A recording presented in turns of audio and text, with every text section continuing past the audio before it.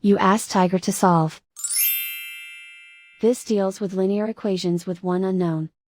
The final result is x equals 1. Let's solve it step by step. Group all x terms on the left side of the equation. Subtract 11x from both sides. Group like terms. Simplify the arithmetic.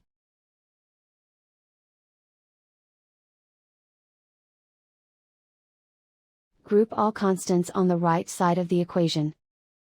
Add 7 to both sides. Simplify the arithmetic.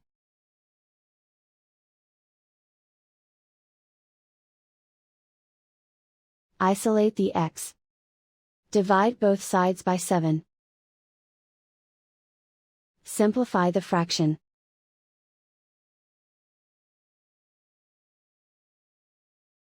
And so the final result is x equals 1.